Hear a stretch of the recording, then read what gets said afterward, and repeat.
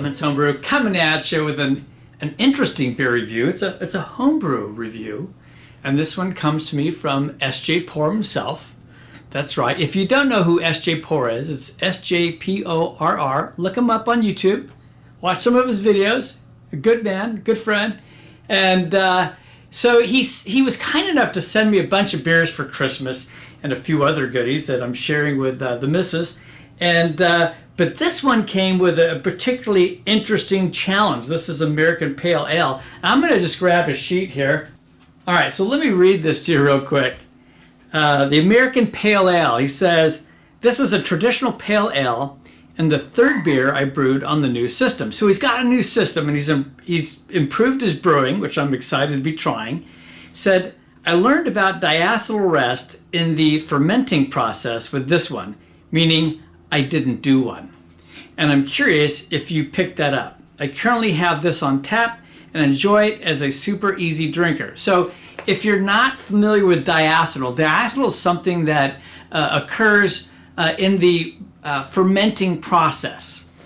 And diacetyl can build up as a beer's fermenting, and it comes out in different bacterial forms like lactobacteria, and it's more common in lagers. And so basically what it means is after the primary fermentation is done, to avoid it, you then raise the temperature in the fermentation. Now he didn't have fermentation control, which he does have now. So you raise the temperature up, and that slightly higher temperature will allow that to all convert and then lower the diacetyl. What diacetyl does is it can bring on some, for some people, unpleasant flavors, kind of like a buttery or butterscotch type aroma and taste. Some people call it soapy or fatty type characteristics. So he's challenging me with seeing if I pick up on that. Now what makes this particularly interesting is on Christmas Eve, Kahlua Barb and I picked up a flu from the grandsons. So I've had to wait quite a while, and hopefully I've got my nose back, but we'll see. So I'm going to get this cracked open and we're going to check it out. So first of all, I'm going to give you the stats that I normally give on a beer review. This is 6.9% ABV. Pale ale. That's not a light pale ale. Thank you, Stephen. And it's 79.2 IBUs. So that's not a UK pale ale. That's an American pale ale. But the hops in this are something you can't go off and get. This is the Marville blend hops in there. So it's several hops, and then you've got Cascade, Centennial, and Amarillo. We're going to just not pour it all in. I want to get room for the nose. And let's see what we get here. Oh, yeah, you do pick it up a little bit. I hate to have caught that so quick, and I'll tell you why. Yeah, it is slightly there. I wouldn't say that it's a deterrent. You can get a little bit of apple scent on it too. When I first poured it, I could smell a little more. Let's see. It's there. It's not heavy, unless you know what you're looking for. And I don't know. I can't honestly say if I would have picked up on that right away if I hadn't been clued in. But, it somewhat seems like it's dissipated as it's been opened. So it's just slight. The aroma was a little bit stronger when I first popped it, put my nose right in. But what the heck, let's jump on in. You don't really get it a whole lot in the taste. It's just a tad there. It's not real strong, not super apparent.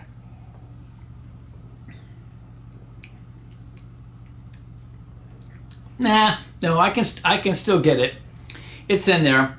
If you didn't know and you didn't know what you're looking for, you might not realize it's there at all.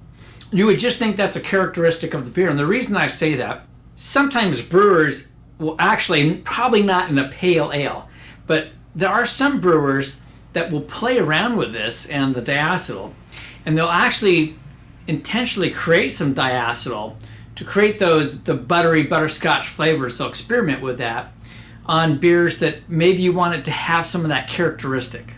But that's not really something that you really desire in a pale ale, because pale ales you really want it to be very, generally speaking, very clean in flavor, other than maybe having some hop characteristics. The other thing I alluded to that I picked up on a little bit was, if I pronounce it right, is acetaldehyde, which can be caused by having too much O2. Often that can occur during packaging, but that could potentially tie back into the diacetyl. Diacetyl is caused by, in part, by having too much oxygen that creates the bacteria.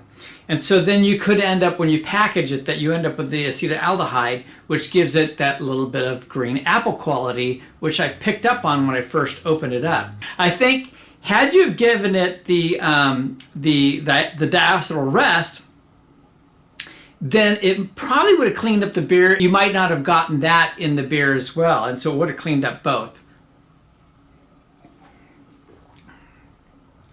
But it's an enjoyable beer. Yeah, it's an enjoyable beer. I'm not gonna, this is not going to waste. I am going to finish this. And now that I'm well, I know I'm due for a regular beer review to get one up to. And who knows, maybe eventually I'll finally get in and brew some beer. He did send me some of his Marville hops, which is his own special blend that he grows. So yeah, I might have to brew beer. It might have to be like a hoppy pale ale with Marville hops. We'll see. Anyway, thank you so much, Stephen. Cheers to you. And hopefully for some of you this might have been educational. To get rid of the diacetyl, you want a diacetyl rest, which is where you're raising the temperature a bit.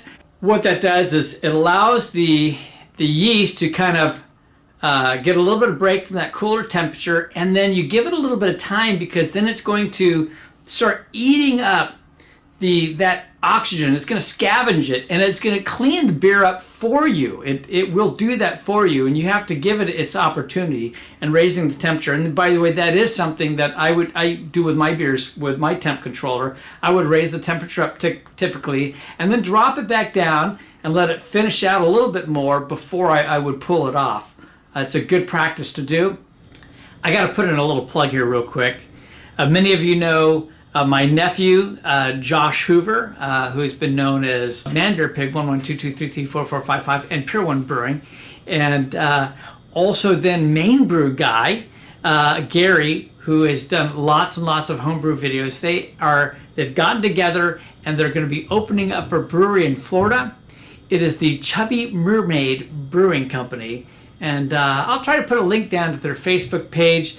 But they're going to be having short videos on YouTube and Instagram as well. So check them out. Let's support them. And any of you down in that area, you need to go out once they're open. I'll let you know, and go down and have some beers out there and check it out.